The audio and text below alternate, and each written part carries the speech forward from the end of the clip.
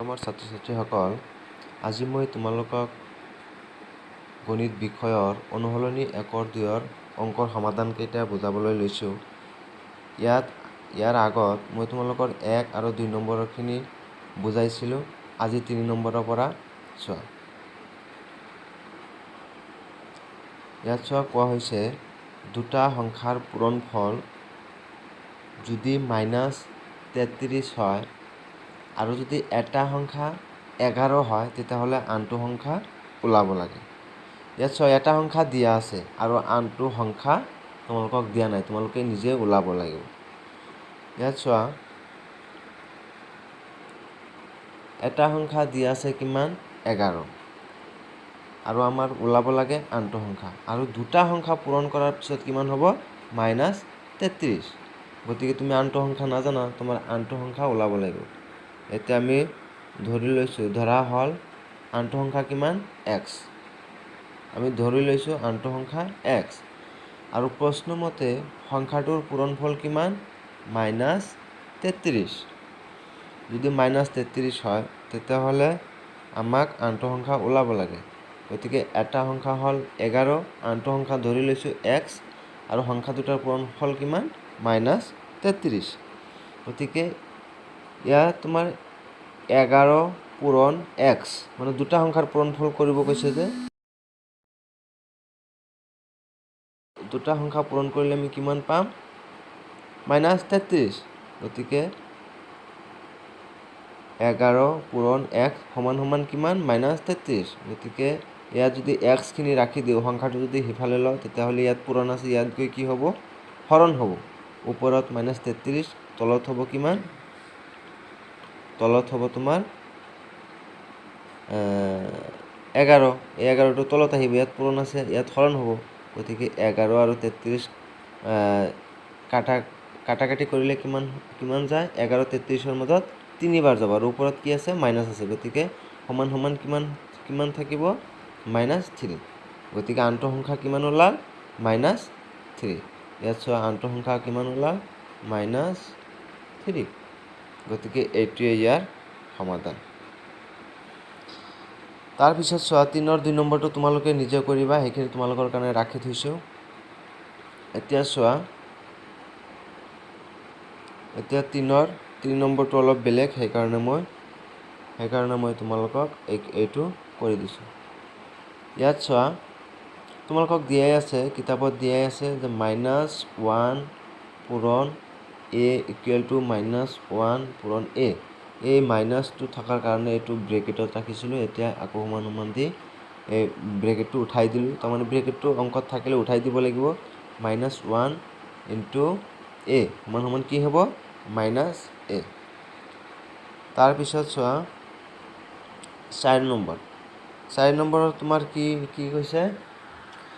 4 নম্বৰত তোমালোকে কিতাপখন উলিয়াই লোৱা। কিতাপখন উলিয়াই ল'লে তোমালোকে কুৱেশ্যনবিলাক মই দিয়া নাই, যিহেতু অলপ ডাঙৰ হ'ব, যাৰ কাৰণে মই এইটো সৰু কৰি দিছোঁ, কেৱল উত্তৰটো দিছোঁ। 4 নম্বৰত তোমাৰ কৈছে যে উপযুক্ত বিধি প্ৰয়োগ কৰি পূৰণফল নিৰ্ণয় কৰা। তোমালোকক পূৰণফল নিৰ্ণয় কৰিব দিছে, আৰু ইয়াত মই উপযুক্ত বিধি, তোমালোকক বিধিটো মই আগতেই কৈ দিছোঁ। তাৰপিছত যদি বিধিখিনি নুবুজা তোমালোকে ক'বা, মই আকৌ বিধিবিলাক বুজাই দিম।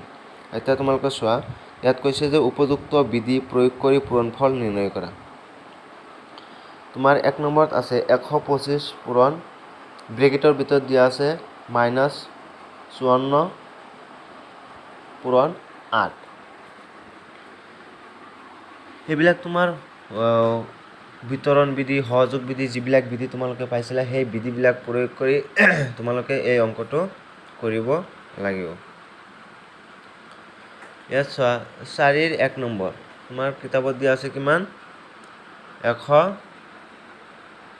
125 পূৰণ -54, এইটো ব্ৰেকেটৰ ভিতৰত ৰাখিছে। কিয়? এইটো মাইনাছ আছে কাৰণে ব্ৰেকেটৰ ভিতৰত ৰখা হৈছে। তাৰপিছত কি আছে? পূৰণ 8।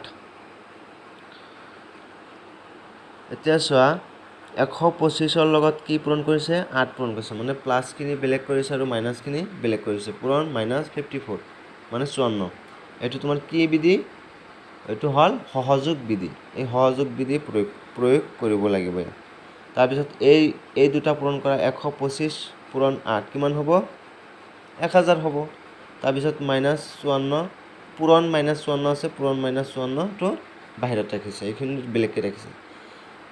তাৰপিছত যেতিয়া এইখিনি কৰা হ'ল, তাৰপিছত এই দুটা আকৌ পূৰণ কৰা 1000 লগত 54 পূৰণ কৰিলে ইয়াত চোৱা 1000ৰ আগত কি আছে একো নাই, মানে কি আছে প্লাছ আছে, আৰু 54ৰ আগততো মাইনাছ আছেই। গতিকে 1000 পূৰণ 54 এই দুটা পূৰণ কৰিলে কিমান হ'ব 54000। গতিকে তোমাৰ এই যে মাইনাছ আছে আৰু প্লাছ আছে, মই তোমালোকক কৈছিলোঁ যে প্লাছৰ লগত মাইনাছ পূৰণ কৰিলে কি হয় মাইনাছ হয়। এইবিলাকতো তোমালোকে জানাই, মাইনাছৰ লগত মাইনাছ পূৰণ মাইনাছ সমান কি হ'ব প্লাছ হ'ব। এইবিলাক তোমালোকৰতো আগতে শিকি আহিছা। গতিকে এই দুটা পূৰণ কৰিলে কিমান হ'ব -54000। তাৰপিছত চোৱা 1 নম্বৰ। এতিয়া চোৱা 2 নম্বৰটো তোমালোকে নিজে কৰিবা, 2 নম্বৰটো সহজ আছে, 3 নম্বৰটো অলপ ডাঙৰ কাৰণে মই তোমালোকৰ কাৰণে কৰি দিছোঁ। এইটো চোৱা, এই 3 নম্বৰটো চোৱা তোমালোকে। 3 নম্বৰটো কি আছে ব্ৰেকেটৰ ভিতৰত দিয়া আছে -27 পূৰণ আৰু ব্ৰেকেটৰ ভিতৰত দিয়া আছে কিমান -33। এই দুটা পূৰণ কৰিলে তোমাৰ ডাইৰেক্ট তোমালোকে পূৰণ কৰিব পাৰা, কিন্তু ডাইৰেক্ট পূৰণ কৰিব নোৱাৰা, যিহেতু তোমালোকক বিধিবিলাক প্ৰয়োগ কৰিব দিছে। গতিকে বিধিবিলাক প্ৰয়োগ কৰিবলৈ হ'লে তোমালোকে সেইমতে নিয়মমতে কৰিব লাগিব। -27 দিছে, তাৰপিছত কিমান দিছে পূৰণ তোমাৰ এই যে -33 এইটো তোমাৰ ভাঙিছে, এইটো মানে ভাঙি অলপ ডাঙৰ কৰিছে, যিহেতু তোমাৰ বিধি প্ৰয়োগ কৰিব লাগিব। বিধি প্ৰয়োগ কৰাৰ কাৰণে এই যিটো 33 আছে, এই যিটো 33 আছে, এই 33টো 30 + 30 দিছে, 30 + 30 দিছে, মাইনাছটো বাহিৰত ৰাখিছে। গতিকে 30 + 3 কিমান হ'ব 33 হ'ব। মাইনাছটো বাহিৰতে আছে, গতিকে এইটো -33 হ'ল। এইটোৰ ভেলু আৰু এইটোৰ ভেলু সমানেই হ'ল, গতিকে মাইনাছটো বাহিৰত ৰাখি এই ভেলু দুটা সমান কৰিছে। আকৌ চোৱা যেতিয়া তোমাৰ বন্ধনী থাকিব, বন্ধনীটো তোমাৰ উঠাবই লাগিব, বন্ধনী উঠাই দিছে। তাৰপিছত -27 আছে, -27 ৰাখিছে। তাৰপিছত এই ইয়াত যে মাইনাছ আছে আৰু ব্ৰেকেটৰ ভিতৰত দিয়া যি দুটা সংখ্যা আছে, দুটা সংখ্যা দুটাৰ আগত কি আছে মাইনাছ আছে। গতিকে এই মাইনাছৰ লগত এই প্লাছ পূৰণ কৰিলে কি হ'ব মাইনাছ হৈছে, আকৌ এই মাইনাছৰ লগত 3 আছে, আকৌ মাইনাছে প্লাছে কি হ'ব মাইনাছ হ'ব। গতিকে এই দুটা মাইনাছ কৰাৰ পিছত তোমাৰ কি হৈছে সহযোগ বিধি প্ৰয়োগ কৰি এই দুটা ভাঙিছে। ভাঙাৰ পিছত এতিয়া চোৱা কি ওলাল -27 পূৰণ -30 -3। গতিকে এই দুটা এইটোৰ ভেলু আৰু এইটোৰ ভেলু কিন্তু সমানেই হ'ল, ইয়াত কিন্তু পাৰ্থক্য নহ'ল, কেৱল আমি বিধিটো প্ৰয়োগ কৰি মিলাব লাগিব। তাৰপিছত চোৱা এইখিনি চোৱা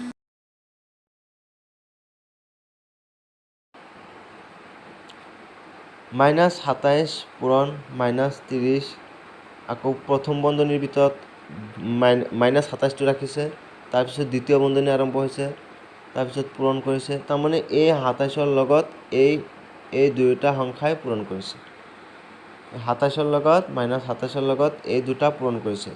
গতিকে যেতিয়া পূৰণ কৰিব মাইনাছ আছে কাৰণে দ্বিতীয় বন্ধনী আৰম্ভ কৰিছে, দ্বিতীয় বন্ধনীত আৰম্ভ কৰিছে, তাৰপিছত -27টো ব্ৰেকেটৰ ভিতৰত ৰাখিছে, পূৰণ -30। গতিকে এই দুটা ৰাখি দ্বিতীয় বন্ধনী দিছে। তাৰপিছত আকৌ ইয়াত মাইনাছ আছে, ইয়াতো মাইনাছ দিছে, ইয়াতো মাইনাছ দিছে।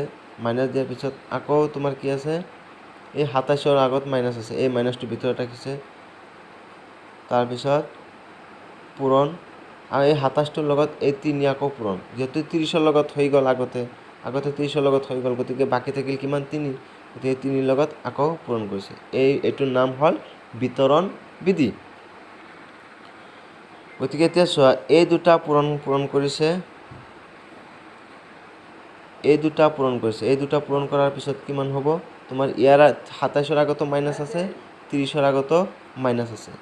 এই দুটা মাইনাছ, তোমালোকেতো জানাই মাইনাছ মাইনাছ পূৰণ মাইনাছ সমান সমান কি হ'ব? প্লাছ হয়। মাইনাছ আৰু মাইনাছ পূৰণ কৰিলে কি হ'ব? প্লাছ হ'ব। গতিকে ২৭ আৰু ৩০ৰ মাজত যিহেতু পূৰণ, গতিকে এই দুটা পূৰণ কৰাৰ পিছত মাইনাছ আৰু মাইনাছ পূৰণ কৰাৰ পিছত কি হ'ল? ইয়াত প্লাছ হৈছে। প্লাছ থাকিলেতো তোমাৰ দিব নালাগে, মাইনাছ থাকিলে কেৱল দিব লাগে। যদি মাইনাছ বা প্লাছ একোৱেই নাথাকে তেতিয়াহ'লে বুজিব লাগিব তাত কি আছে? প্লাছ আছে। গতিকে এই দুটা পূৰণ কৰাৰ পিছত ২৭ আৰু ৩০ পূৰণ কৰিলে ২৭ পূৰণ ৩০। এনেকৈ তোমালোকে পূৰণ কৰি চাবাচোন। ২৭ আৰু ৩০ পূৰণ কৰিলে কিমান হ'ব? ৮১০ হ'ব। এই পূৰণটো তোমালোকে নিজে নিজে কৰিবা। গতিকে এই দুটা পূৰণ কৰাৰ পিছত কিমান হৈছে? ৮১০। আৰু তোমাৰ এই ২৭ আৰু ৩০ পূৰণ কৰাৰ পিছত দুয়োটাৰ আগতে মাইনাছ আছে, গতিকে ইয়াৰ আগতে কি হ'ব? প্লাছ হ'ব। ইয়াত মাইনাছ আৰু মাইনাছ কি হয়? প্লাছ হয়। গতিকে ২৭ আৰু ৩ পূৰণ কৰিলে কিমান হয়? ৮১ হয়। গতিকে এতিয়া ইয়াৰ আগতো প্লাছ আছে, ইয়াৰ আগতো প্লাছ আছে। এই প্লাছ আৰু প্লাছ দুয়োটাই যিহেতু যোগাত্মক, গতিকে এই দুটা যোগ কৰাৰ পিছত কিমান হ'ব? ৮৯১ হ'ব। গতিকে এইটোৱে অংকটোৰ সমাধান। এইটো হ'ল উত্তৰ। তাৰপিছত চোৱা ৫ নম্বৰতো তোমাৰ বিধি প্ৰয়োগ কৰি তোমাৰ এই পূৰণবিলাক কৰিব দিছে। ঠিক তেনেকুৱাকৈ আগৰটো নিচিনাকৈ। এতিয়া চোৱা ১২৫ এইটো হ'ল অংক। ১২৫ পূৰণ ব্ৰেকেটৰ ভিতৰত ৫৪ ৰাখিছে, তাৰপিছত পূৰণ ৮। এই তিনিটা পূৰণ কৰি আমি কি পাম? চোৱা এইটো তোমাৰ ১২৫ৰ লগত ৮ পূৰণ কৰিছে। যিটো শূন্য থকা সংখ্যা হ'লে আমি পূৰণ কৰি সুবিধা পাওঁ। গতিকে ১২৫ৰ লগত ৮ পূৰণ কৰিলে কিমান হ'ব? ১০০০ হ'ব। আৰু ৫৪টো বেলেগকৈ আছে, বেলেগকৈ ৰাখিছে। আকৌ যেতিয়া এইখিনিৰ কাম শেষ হ'ল, তেতিয়া আকৌ কি থাকিল? এইখিনি হ'ল। এইখিনি শেষ হোৱাৰ পিছত এইখিনি ওলাল না? ১২৫ আৰু ৮ পূৰণ কৰি ১০০০ পালোঁ আমি। তাৰপিছত পূৰণ ৫৪ আছে, ৫৪টো আমি ইয়াত ৰাখিলোঁ। গতিকে ১০০০ৰ লগত ৫৪ পূৰণ কৰিলে কিমান হ'ব? ৫৪,০০০। গতিকে এইটোৱে ইয়াৰ উত্তৰ। তাৰপিছত চোৱা ৫ৰ ২ নম্বৰটো। ৫ৰ ২ নম্বৰটো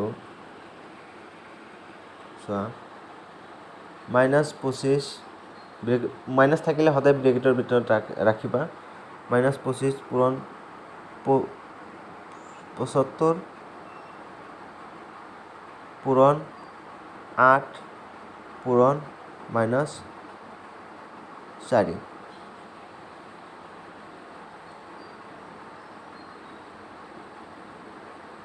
এতিয়া চোৱা মানে এনেকুৱাভাৱে পূৰণ কৰিবা, দুটা সংখ্যা পূৰণ কৰিবা, পূৰণ কৰাৰ পিছত যাতে শূন্য হোৱাকৈ পূৰণ কৰিব পৰা যায়। এতিয়া চোৱা ইয়াৰ লগত যদি তুমি এই ২৫ৰ লগত যদি তুমি ৪ পূৰণ কৰা, তেতিয়া শূন্য থকা সংখ্যা এটা পাম।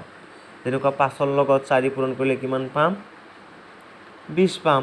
ঠিক তেনেকুৱাকৈ ২ৰ লগত ৫ পূৰণ কৰিলে আমি ১০ পাম। এনেকুৱাকৈ শূন্য থকা, যেনেকৈ ১০ৰ মাজত শূন্য আছে, ২০ৰ মাজত শূন্য আছে, এনেকুৱা ধৰণৰ শূন্য থকা যাতে ওলায় তেনেকুৱাকৈ তোমালোকে ভাগ কৰিবা। আৰু যিহেতু ইয়াত বিধি প্ৰয়োগ কৰিব দিছে আৰু এইটো সহযোগ বিধি ব্যৱহাৰ কৰি অংকটো কৰিব লাগিব। গতিকে ২৫ৰ লগত ৪ পূৰণ কৰিলে কিমান পাম? ১০০ পাম। আৰু ৭৫ৰ লগত ৬ পূৰণ কৰিলে কিমান পাম? ৬০০ পাম। গতিকে ১০০ আৰু ইয়াত তোমাৰ পূৰণ আছে, পূৰণটো থাকিবই।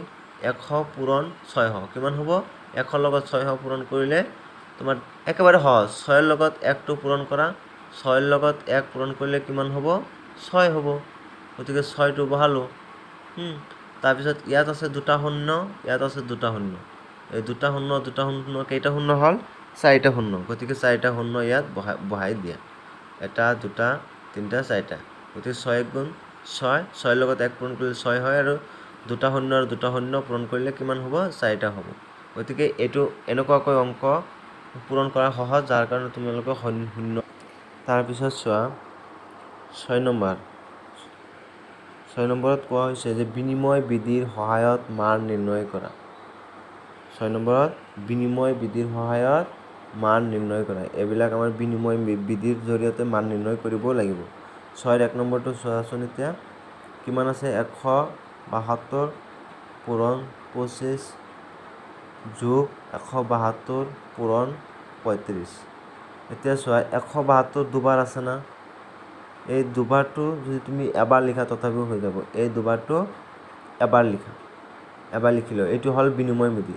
172 দুবাৰ আছে না, এই 172 এইটো তুমি দুবাৰ লিখিব লাগিব। গতিকে 172 লিখিলোঁ, তাৰপিছত তোমাৰ বাকী থাকিল কিমান পূৰণ 25 আৰু কিমান থাকিলে পূৰণ 35।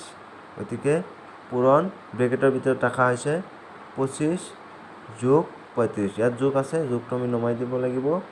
25 যোগ 35 এতিয়া 172 আৰু তোমাৰ ইয়াত পূৰণ 25 যোগ 35। গতিকে ব্ৰেকেটৰ কামখিনি আমি সদায় আগতে কৰিব লাগে।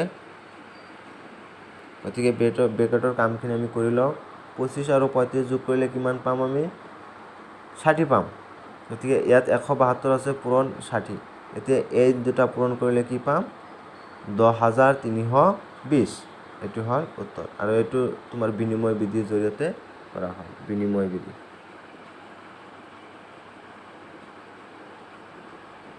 এইটো হ'ল তোমাৰ বিনিময় বিধিৰ জৰিয়তে কৰা হয়। তাৰপিছত চোৱা 2 নম্বৰটো, তোমালোকে বাকীখিনি কৰিবা, মই জাষ্ট তোমালোকক বুজাই দিছোঁ, আৰু কিবা অসুবিধা হ'লে মোক কৈ দিবা। এইটো তোমাৰ বিনিময় বিধিৰ জৰিয়তে আকৌ এইটো কৰিব লাগিব। ইয়াত কিমান আছে আগতে অংকখিনি ধুনীয়াকৈ পঢ়ি ল'বা, চাবা কি আছে 159 পূৰণ 82 যোগ 159 পূৰণ 16 যোগ 159 পূৰণ 2। চোৱা এই 159টো কিমান বাৰ আছে 3 বাৰ আছে। যিমান বাৰে নাথাকক কিয় 10 বাৰ থাকিলেও আমি যদি এবাৰ লিখোঁ এইটোৱেই হ'ব। সেই এটা সংখ্যাই লিখিব লাগিব। এইটো হ'ল বিনিময় বিধি। গতিকে 3 বাৰ আছে আমি লিখিলোঁ, এইটো কমন আছে না, সদায় মিল আছে, এবাৰেই লিখিলোঁ। তাৰপিছত পূৰণ, ব্ৰেকেট মানেই পূৰণ কিমান আছে 82 আছে, 82 আছে না, 82 দিলোঁ। তাৰপিছত যোগ কিমান আছে এই যোগ, তাৰপিছত যোগটো নমাই দিলোঁ। 159টো লিখিলোঁ, ইয়াততো লিখিলোঁ, এইটো আৰু এইটোতো লিখিছোঁই। গতিকে ইয়াত বাকী থাকিল কিমান 16টো আমি নমাই আনিলোঁ। তাৰপিছত যোগ আছে, যোগটো দিলোঁ। তাৰপিছত কিমান আছে 159টো লিখিছোঁ এবাৰ। এতিয়া কিমান বাকী থাকিল 2টো ইয়াত আনিলোঁ। এতিয়া চোৱা 159 82 যোগ 16 যোগ 2, যিহেতু ব্ৰেকেট আছে ব্ৰেকেটৰ কামখিনি আমি আগতে কৰিব লাগিব। এই তিনিটা এতিয়া যোগ কৰি দিয়া। এতিয়া যোগ কৰিলে কিমান পাম আমি 100 পাম। 16 আৰু 2 18 হ'ব, 18 আৰু 82 যোগ কৰিলে কিমান পাম 100 পাম। গতিকে 100ৰ লগত এই 159টো যোগ কৰিলে পূৰণ কৰিলে কিমান পাম। চোৱা 0 থাকিলে আমি সেই সংখ্যাটো পূৰণ কৰি অতি সহজে পূৰণ কৰিব পাৰোঁ। ইয়াৰ 0 দুটা বাদ দিলে কিমান থাকে 1 থাকে। 1ৰ লগত 159 পূৰণ কৰিলে কিমান পাম 159 পাম। আৰু ইয়াত দুটা 0 আছে না, এই দুটা 0টো ইয়াত দি দিয়া। গতিকে পূৰণ আমাৰ হৈ গ'ল। গতিকে কিমান ওলাব 159 আৰু দুটা 0 মিলি কিমান হ'ব একক, দশক, শতক, হাজাৰ।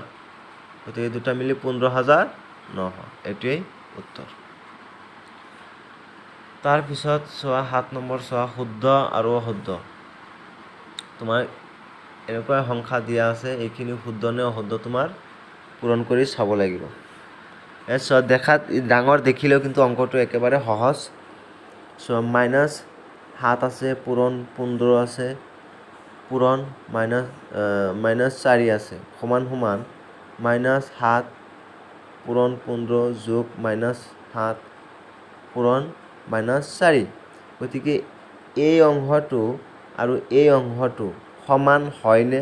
যদি সমান হয় তেতিয়াহ'লে শুদ্ধ, আৰু যদি সমান নহয় তেতিয়াহ'লে অশুদ্ধ। আমি এই দুটা বেলেগকৈ পূৰণ কৰিম, এই দুটা বেলেগকৈ পূৰণ কৰিম, যেনেকুৱাকৈ কৈছে তেনেকুৱাকৈ কৰিম।